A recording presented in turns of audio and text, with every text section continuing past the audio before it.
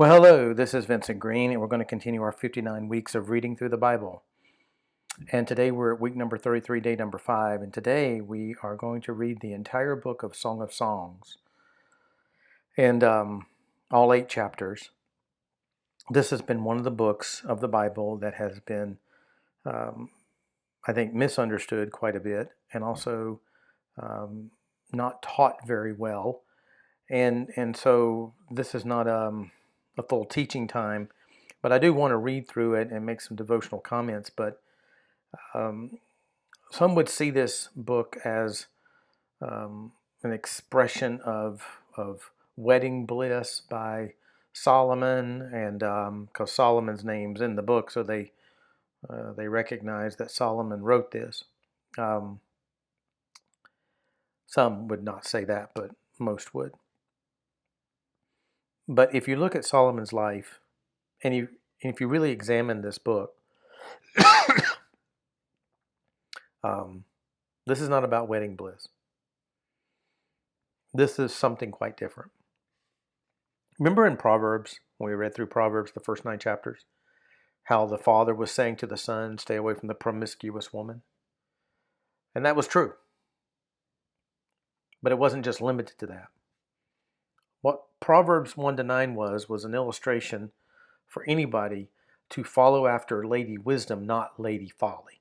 Because Lady Folly means that you're leaning on your own understanding. Leaning on your own understanding means that you're trying to solve your own problems, in the sense that you're taking God out of it. Following Lady Folly instead of Lady Wisdom would mean that you're not fearing God. And the fear of the Lord is the beginning of wisdom and the beginning of knowledge. The fear of God is mentioned in Job, Psalms, Proverbs, Ecclesiastes. It's the signature call of the wisdom literature. The Song of Songs is no different, except it's a different kind of story. You have a young woman who's being torn between the love for her beloved one, who's a shepherd boy, as opposed to King Solomon, who tries to come and woo her and have her for himself. You see, in this story, King Solomon is the bad guy. He represents the folly of this world. This is not allegorical. This really happened. This is a story set in poetical language similar to the book of Job. So it really took place. It's not made up myth, but it's illustrative. Don't have to spiritualize it. We don't allegorize it. But this is the same pattern is here, and the same message is here. Are you going to follow after the Lord with all your heart, mind, soul, body, and strength, or not? And it's told from a story standpoint. It's illustrated. Now, when you read the Song of Songs, and you read it in like this is the New Living Translation that I normally use, you find that it has lists a young woman, and then there's these court ladies. They call them the young women of Jerusalem, and then the young woman speaks again. You see that these designations are given, these identification markers of who's speaking. The problem is that's not in the original Hebrew. That's part of the New Living Translation translators who put that in there. If you look at other translations, you will find that that may look different, because every translation has attempted to think that this book is about wedding bliss, and they're trying to figure out who speaks where and who speaks what. But when you take the text just on face value, it's much more easier to see who's speaking and who's not. It is a challenging book, I will admit that. But what I've done is I'm not going to use this normal setting. What I've done is I've taken the text of the New Living Translation, the text I've been using for this Bible reading, and I've put it in a document. It's just the text, no different. But what I've done is show you who's speaking and when they're speaking. This book flows out like a scene or a set of scenes. It's a story. So it's 5 scenes, and for each scene, I tell you the verse references. Now, you won't see the chapters and verse references as I walk through the passage and read it, but what I've done is I've given you the text portion of the book, and then here's like a summary of what's happening. And so I'm going to make this a link available where you can access this and view it. It's going to be in the YouTube description box below. I'm going to leave it as a Google document. I'm not going to make a PDF out of it because I may be adding more to this later. I may be updating this as I study this book more. It's eventually my hope to do an inductive journey of this book along with Ecclesiastes and Proverbs and Psalms and even Job. But I want to read this story to you. I want you to see it develop. So you have the young woman. She's the main person in this story. She speaks quite heavily. And then you have King Solomon, who will speak periodically. But there's this beloved one who is the one that she truly loves. And so I'll kind of give you the flow of the story as we go through it. But it's very intriguing. Let's begin. This is Solomon's Song of Songs, more wonderful than any other. So it starts with a young woman. That's kind of the title, right? Starts with the young woman, scene 1. The young woman says, "Kiss me and kiss me again, for your love is sweeter than wine. How pleasing is your fragrance. Your name is like the spreading fragrance of scented oils. No wonder all the young women love you. Take me with you. Come, let's run. But the king has brought me into his bedroom." This scene, opening scene, takes place in the royal tent of Solomon. He has come into that area where this woman lives. She doesn't live in Jerusalem. She doesn't live in the capital. She lives outside of the capital. And Solomon has come and with the one purpose of finding women for his harem. And how does the young woman initially meet Solomon? Well, we'll find out that later. There'll be a part of this story in Solomon, or Song of Songs, goes back. It's like there's some behind, flashbacks. We'll see some of that. But it opens up with her in his tent. But the young woman is not talking to Solomon about kiss me and kiss me again. She's talking about her beloved shepherd boy that she loves. Her heart longs for him, not Solomon, not the king. She longs to be reunited with him. She prizes him above all things, above all else. And she implores him to come and rescue her because she's been brought into the royal tent. But her love still continues the same for her beloved. Well, in this tent, there's these court ladies, okay? And they look at the king and say, "How happy we are for you, O king. We praise your love even more than wine. And how right they are to adore you."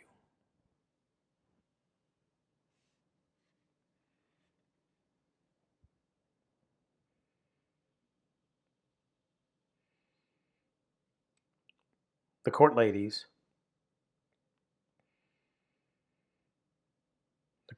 are speaking, and they're saying to the king, "This is a great day.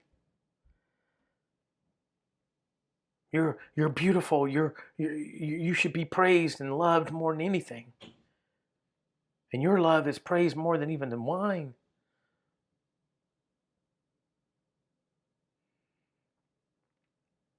But the young woman says, "I'm dark but beautiful, O women of Jerusalem."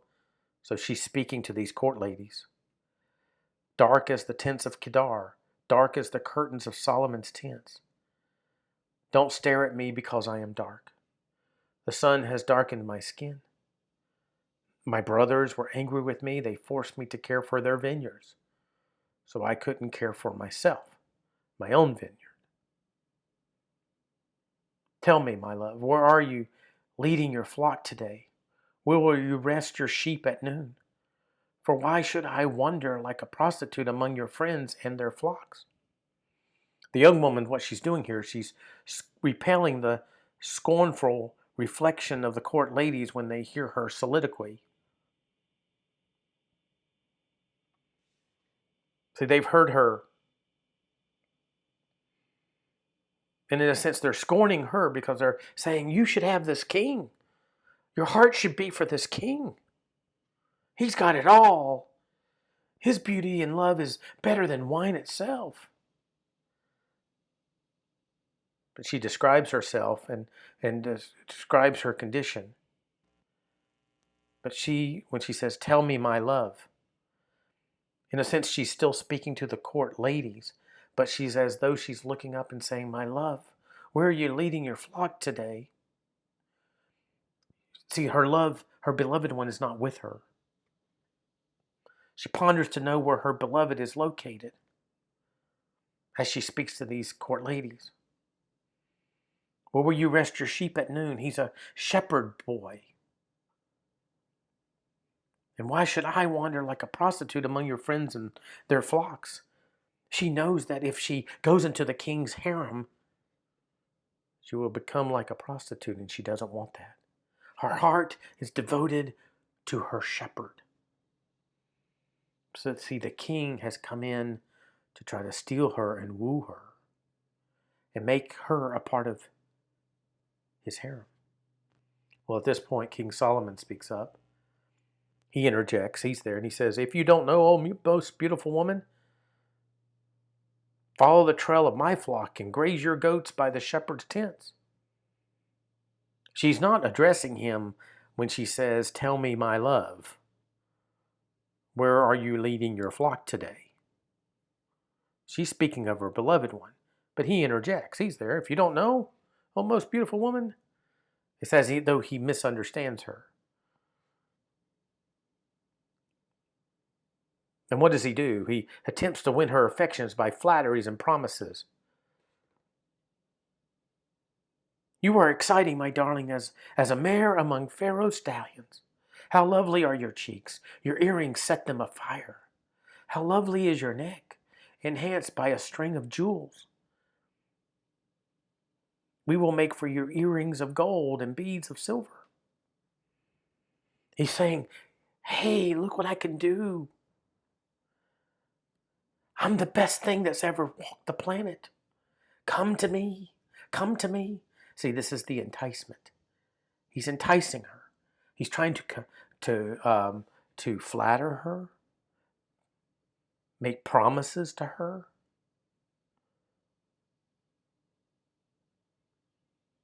But it's all a ruse.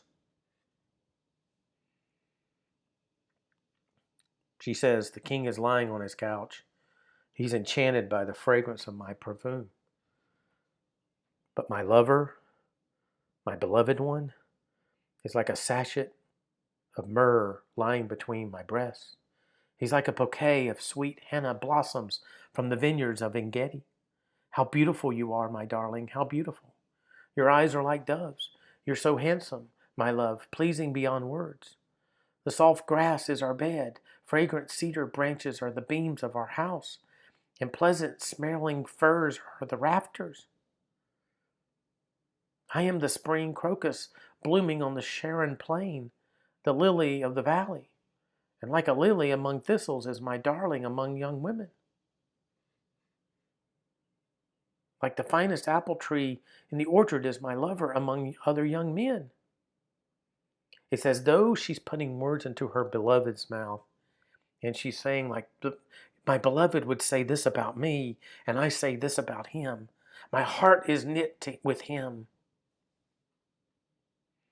I sit in his delightful shade and taste his delicious fruit. He escorts me to the banquet hall. It's obvious how much he loves me, strengthening me with raisin cakes and refresh me with apples, for I am weak with love. And his left arm is under my head, means he supports me, and his right arm embraces me, He has a care for me. So promise me, O women of Jerusalem, by the gazelles and wild deer, not to awaken love until the time is right. The attempt of the king to woo her doesn't work. It fails. And so she speaks all of this again to the court ladies. They're in attendance in that tent. And she opposes the king's desire for her. And what she does is demonstrate unabated attachment to her beloved shepherd who's not present with her. And she warns the court ladies, that's this statement here, and you'll hear it again, not to be tempted by the king because he does not truly love you. Not to awaken love until the time is right. Don't just give your love to any man. Don't just be devoted to the king because he says he's got everything. Don't just be infatuated by him, even though he is the king. He's the king of this nation. He's the king of the land. But his heart is not with you. His heart is not really with me. My heart is with my beloved one who is dear to me, who is strengthening me, who is refreshing me, who is caring for me. That takes us to scene 2. Oh, I hear my lover coming. She harks back to her beloved one. He's leaping over the mountains, bounding over the hills. He is energetic. He's a man of activity. My lover is a swift gazelle or a young stag. Look, there he is behind the wall, looking through the window, peering into the room.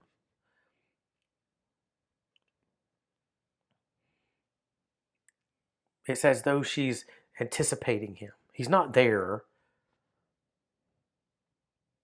but she's excited about him. She says, my lover said to me, so she quotes what the lover had said, beloved one had said to her. Rise up, my darling. Come away with me, my fair one. Look, the winter is past and the rains are over and gone. She's talking about a previous time to the present day. This is like a flashback where I remember my beloved one came to me one day, peering into the room, looking through the window and telling me, rise up. Come away with me, my fair one. Look, the winter is past, the rains are over and gone, the flowers have sprung up. It's a beautiful day. The season of singing birds has come, and the cooing of turtle doves fills the air. The fig trees are forming young fruit, and the fragrant grapevines are blossoming. Rise up, my darling, come away with me, my fair one.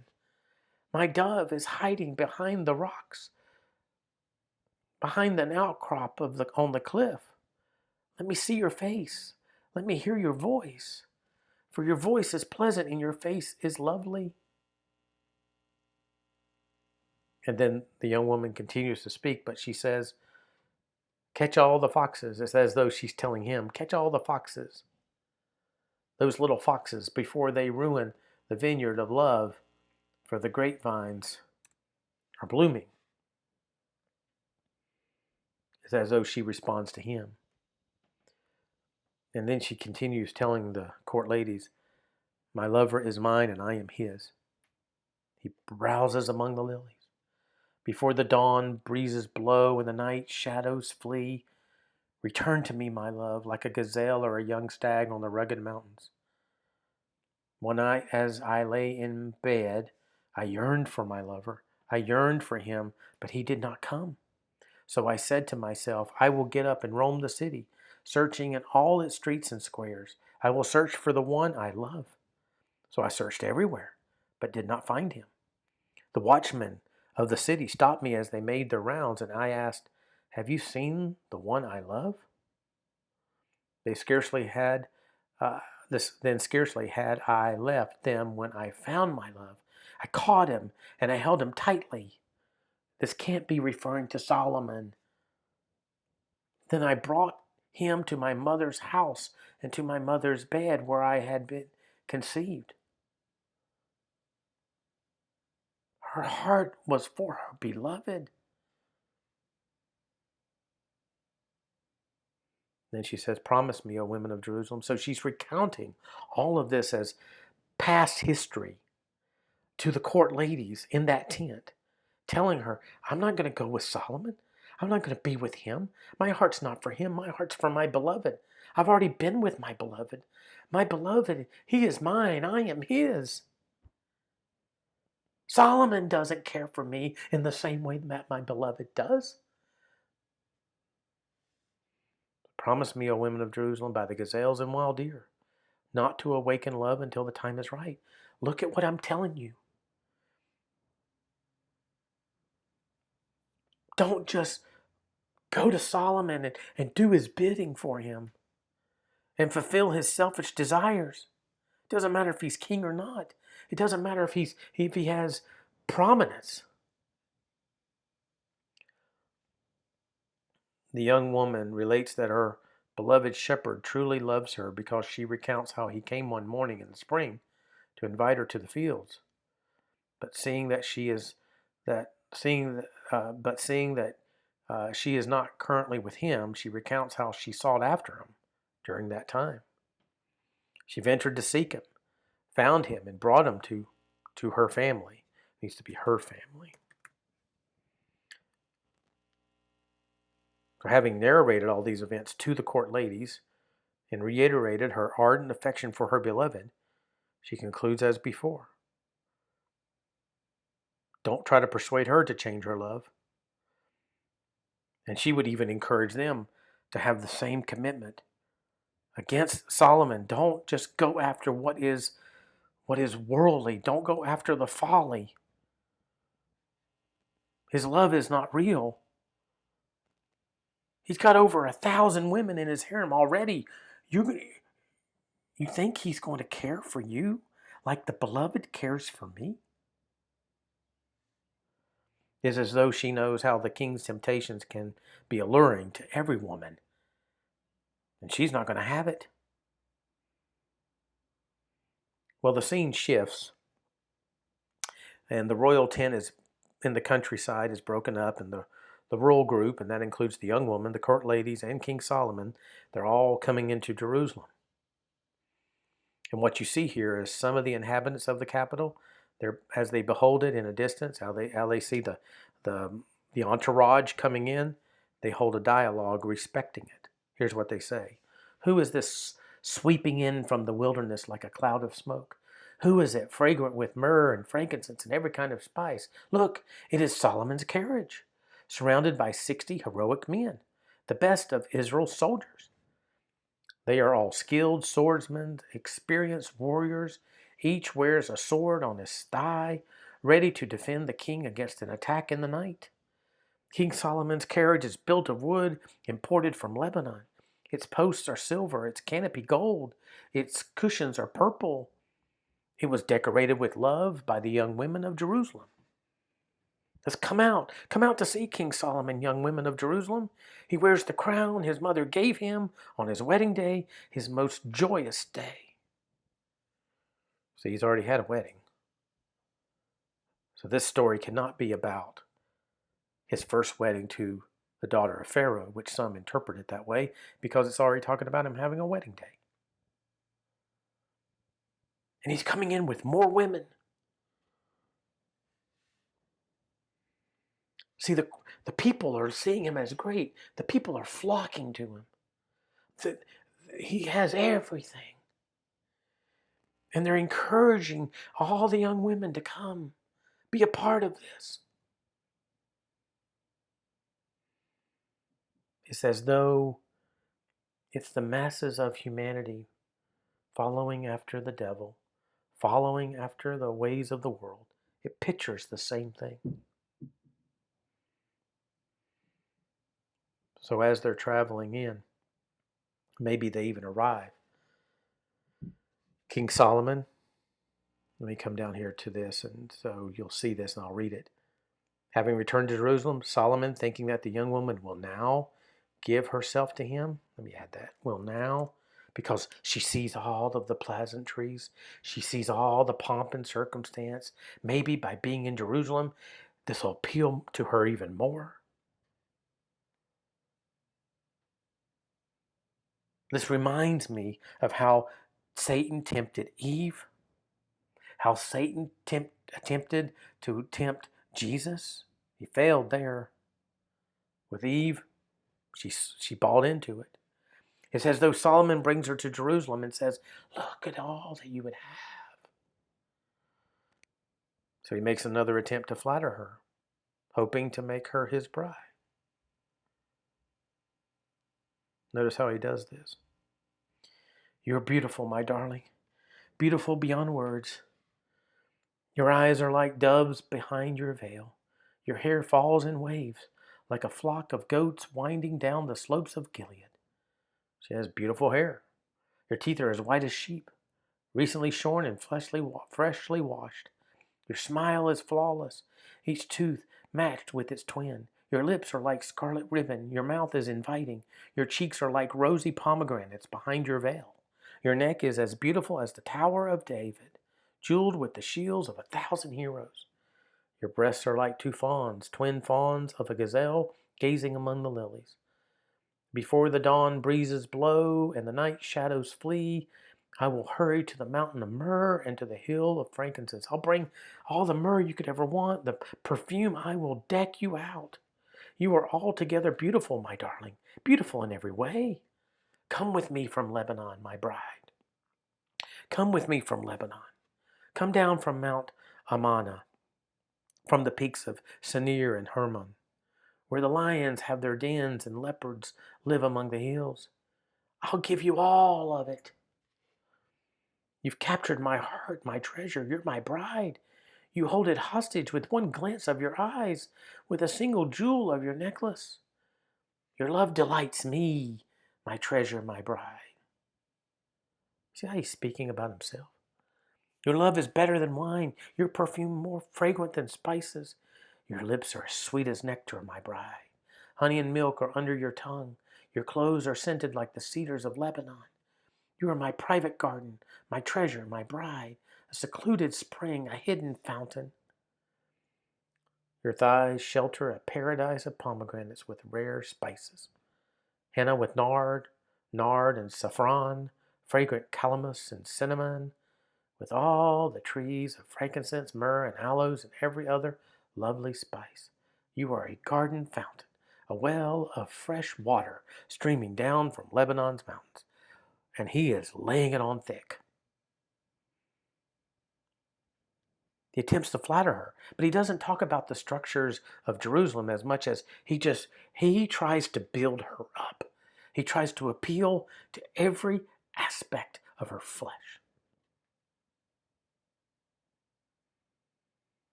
How does she respond?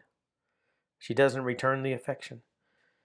She says, awake, north wind, rise, south wind, blow on my garden and spread its fragrance all around.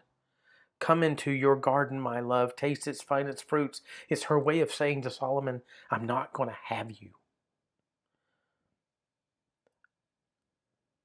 My garden, meaning my life,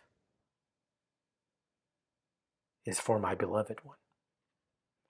And I'm going to let him have me, not you. She remains devoted to her beloved as she has always or has already given her heart and body to him.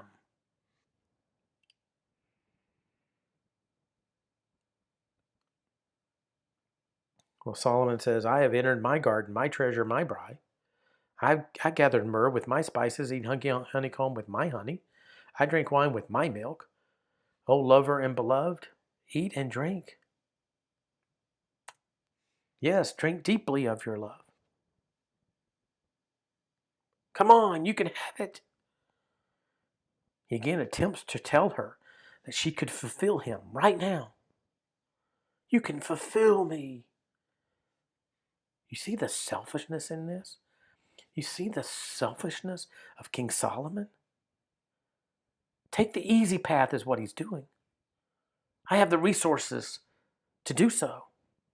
I have everything you could ever want. Come on, just have me.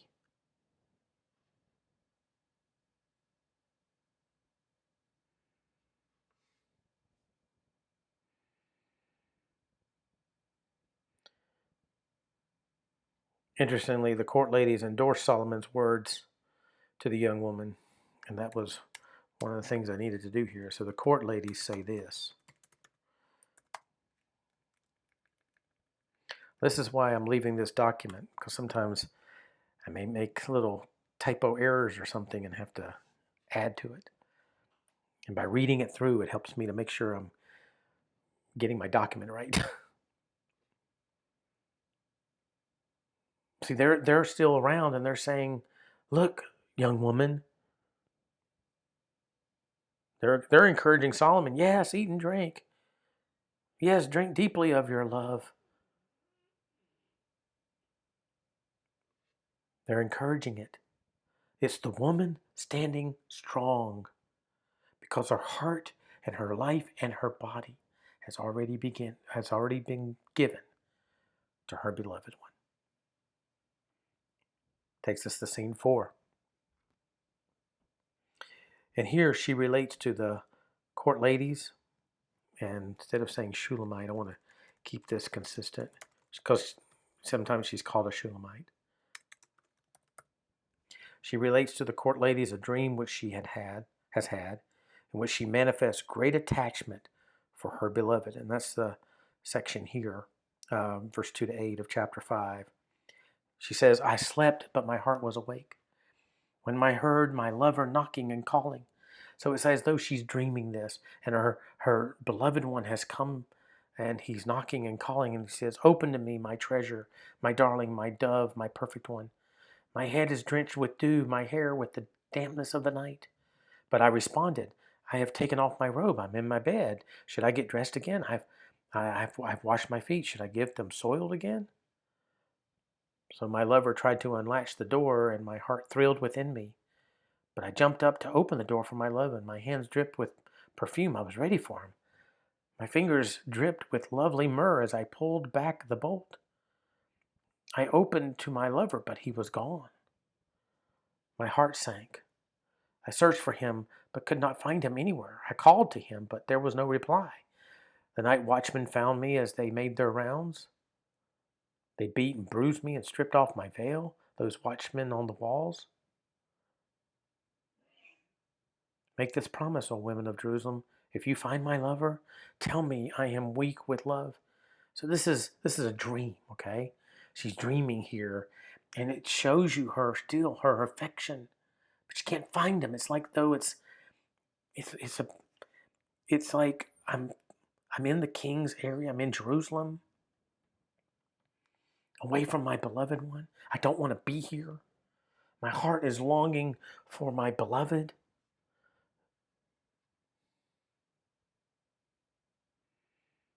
Well, the court lady says, why is your lover better than all others? See, if they're asking that question, they're not talking about Solomon. Why is your lover better than all others, O women of rare beauty? What makes your lover so special that we must promise this? That if we find him, we tell you.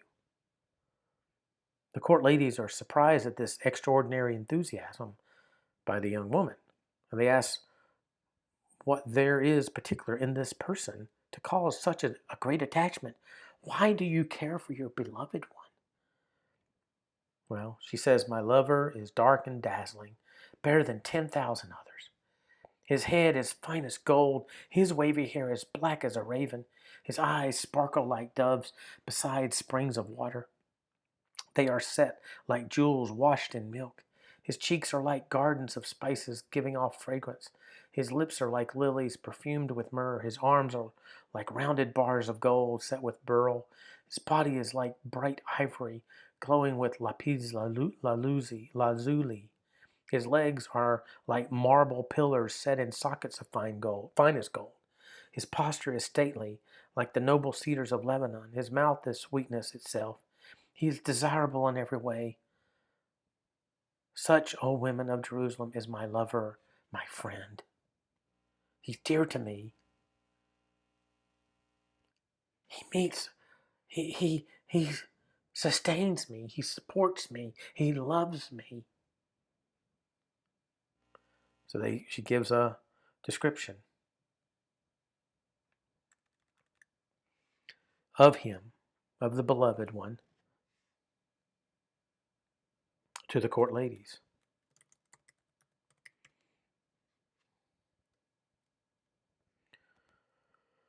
I'll say of her beloved.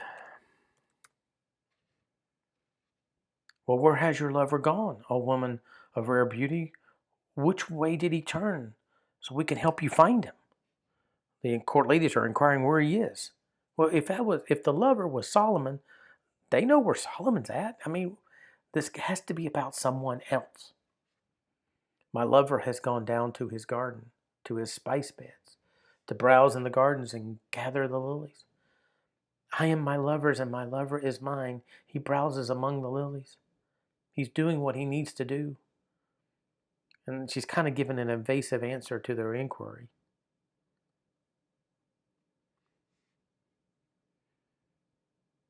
But then King Solomon comes back in one more time here. You're beautiful, my darling, like the lovely city of Tirzah.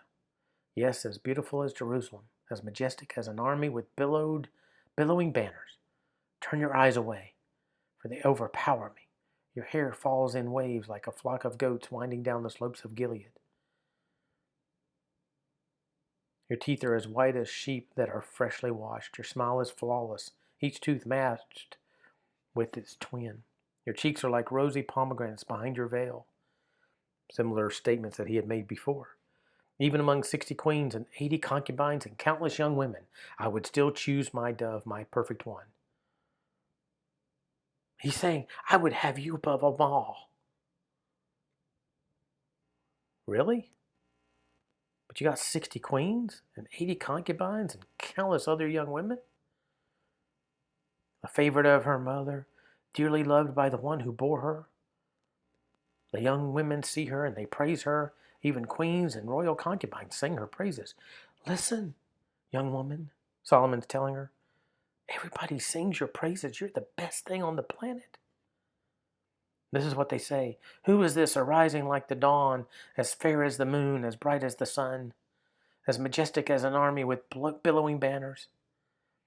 You see, the king, having heard the young woman's beloved mentioned again, immediately comes forward and seeks to win her affections. He wants her. But for all the wrong reasons. So he exalts her beauty. He repeats how the court ladies have praised her. Hey, this is all of the counsel of the people. Go with the flow, lady. Go with the flow, young woman. Do you see the pattern here? You see, our hearts should be singularly devoted to our Lord, but it's the world, energized by the demonic forces. Paul talks about this in Ephesians 6. Spiritual warfare, spiritual battle. And the world comes along and says they encourage you to go towards the path of sin. But this young woman is not hearing it.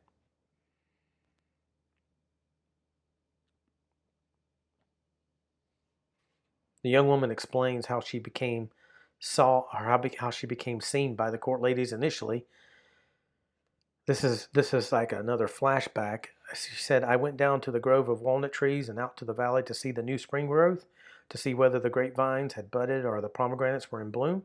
Because she has her own vineyard. And so she's out there doing her thing. And before I realized it, my strong desires had taken me to the chariot of a nobleman.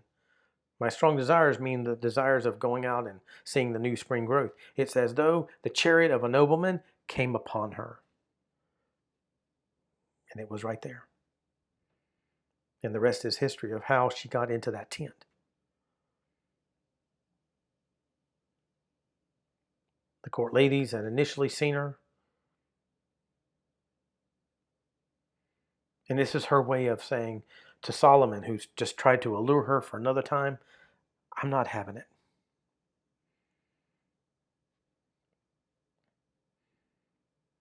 The court ladies say, return to us, O maid of Shulam. That's where you get the Shulamite. Come back, that we may see you again. King Solomon even says to the court ladies, why do you stare at this young woman of Shulam as she moves so gracefully between two lines of dancers? To the young woman, How beautiful are your sandaled feet, O queenly maiden. Your rounded thighs are like jewels, the work of a skilled craftsman. Your navel is perfectly formed like a goblet filled with mixed wine. Between your thighs lies a mound of wheat bordered with lilies. Your breasts are like two fawns, twin fawns of a gazelle. Your neck is as beautiful as an ivory tower. He keeps trying to appeal to her body, thinking that saying these things, this shows you the foolishness of Solomon. The beloved has never spoken to her like this.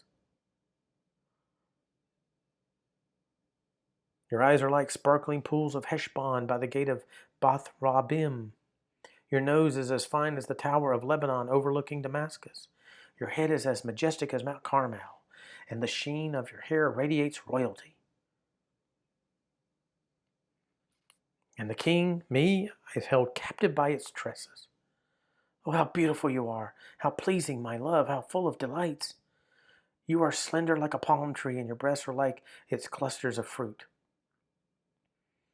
I said, I will climb the palm tree and take hold of its fruit. May your breasts be like grape clusters, and your fragrance of your breath like apples. May your kisses be as exciting as the best wine. Yes, wine that goes down smoothly for my lover, flowing gently over lips and teeth. Wow. He really is going at it. See, the court ladies and the king calls her back, and as she returns, he describes her charms. The king describes the charms of the young woman and wishes to enjoy the love of one so beautiful. But see, he wants her for himself. He doesn't love her. She says again, I am my lover's, and he claims me as his own. I am my lover's. I'm not yours, Solomon. And so she says, come, my love, let us go out into the fields and spend the night among the wildflowers. Let us get up early and go to the vineyards and to see if the grapevines have budded, if the blossoms have opened, if the pomegranates have bloomed. There I will give you my love. There the mandrakes give off their fragrance, and the finest fruits are at our door, new delights as well as old, which I have saved for you, my lover. Oh, I wish you were my brother who nursed at my mother's breast.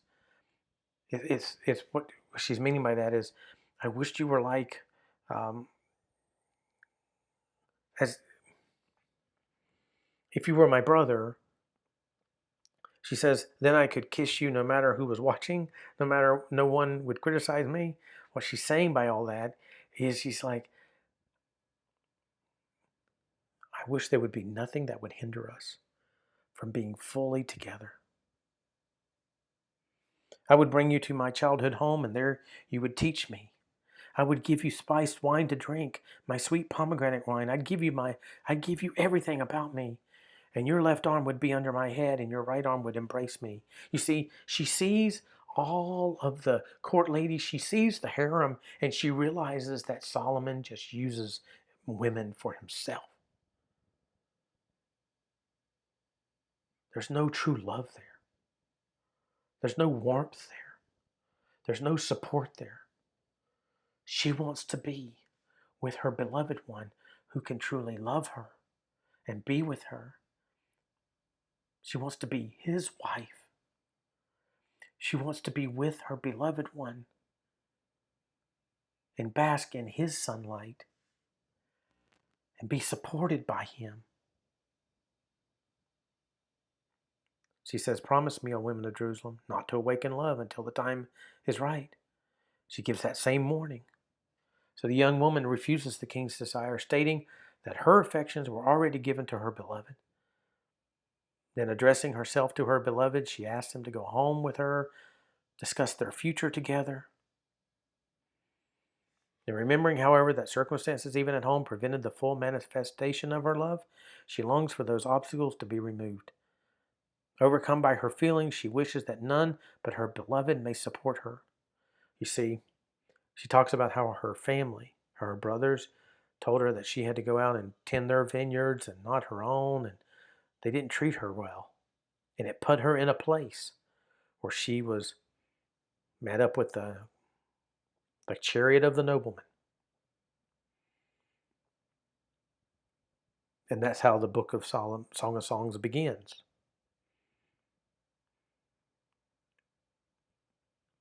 She wants to be with her beloved, and she wants every obstacle to be removed that would hinder that. She wishes that none but her beloved may support her. And with the little strength she has left, she adjures the court ladies not to persuade her to change her mind about her love and devotion to her beloved one. And she's also telling them, as she has done, using that statement, you better watch your own life. You better see, why am I so devoted to my beloved one? You've asked who he is. I've explained him to you. You asked, why would he be so special? I've explained that to you. He is one that will care for me. He is one that will truly love me. He's not going to abuse me like Solomon. He's not going to treat me like just some woman of a harem. Takes us to the final scene. Remember how they were coming into Jerusalem? The citizens were saying something. It's similar language. Solomon has released her. Who is this sweeping in from the desert? Leaning on her lover. What does that mean? She's with her lover. She's coming home. The young woman, released from the palace, returns to her native place with her beloved.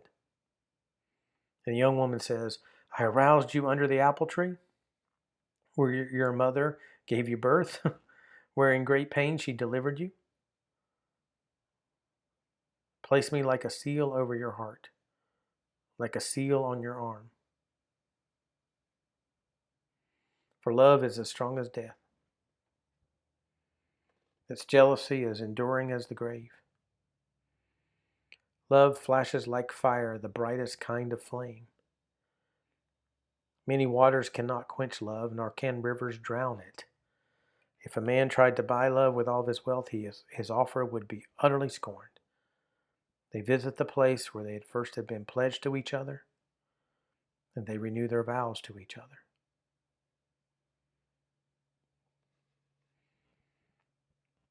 Then the brothers speak up and say, we have a little sister too young to have breasts. That means she's young, very young. What will we do for our sister if someone asks to marry her? Well, she's a virgin, which the young woman was. If she's a virgin like a wall, meaning she has never been with a man, we will protect her with a silver tower. She will never be harmed. Now, if she's promiscuous like a swinging door, meaning she's not a virgin, it would be the opposite. We will block her door with a cedar bar. We're going to do everything in our power, the brothers are saying. We see the responsibility that we have now to protect our little sister. We failed you. We won't fail her. They've learned their lesson, and they're going to protect their younger sister from having the same thing happen to her as between the young woman and King Solomon. The young woman said, I was a virgin like a wall. Now my breasts are like towers. And when my beloved one looks at me, he is delighted with what he sees. She's now with her beloved.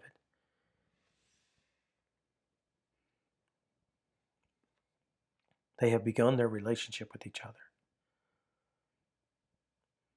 You know, Solomon has a vineyard in Baal Hamon, which he leases out to tent farmers.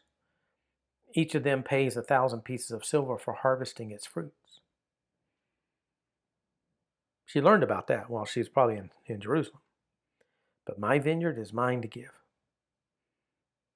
And you know what? Solomon need not pay 1,000 pieces of silver for my vineyard. I'm not going to take his money.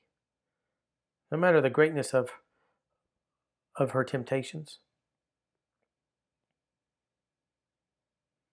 the temptations that was given to her, she had victory over them. I will give 200 pieces to those who care for its vines. You see, Solomon charges, I'm going to give. She's a totally different person than Solomon. The beloved who speaks says, "Oh, my darling, lingering in the gardens, your companions are fortunate to hear your voice. Let me hear it too." They see a change in her. She's not like Solomon. She's not like the rest of the world. Her life has been changed. And the woman says, "Come away, my love. Be like the gazelle or a young stag on the mountains of spices." The companions, meaning fellow people in the city or village where she lives, they visit her, to whom she declares, according to her request, her unabated attachment to her beloved shepherd. He's changed my life, and I'm going to live a certain way. What you have here, yes, is a story that truly took place, but it's illustrative of the temptation the world gives you day after day after day. And where's your heart going to be? Is your heart going to be with the Lord? Or are you going to love the Lord with all your heart, soul, mind, body, and strength? He is your beloved one. He is the one that you adore, that you worship. He is the one that will put his arms under you, that will lift you up, that will take care of you. And he rejoices when he sees your heart being changed, and that you show and express the devotion that's in your heart for him to others. The Song of Songs is a story that illustrates that truth. It's a real story. It's not allegorical or mythical. It's not a fable. But it illustrates in story format what it means to really walk with the Lord. Let's pray. Dear Lord, what a wonderful story this is. I know there's a lot more details, a lot more for even me to learn of the details, of the flow of the text. Lord, I could see that maybe this document is going to need to be updated some moving forward in the future. But Lord, this is a wonderful story that was true, but that also illustrates for us our devotion to you. We must be devoted to you wholeheartedly. Scriptures teach that everywhere. And it's taught here in this wonderful book. May you receive all the praise and all the glory. In Jesus' name we pray. Amen.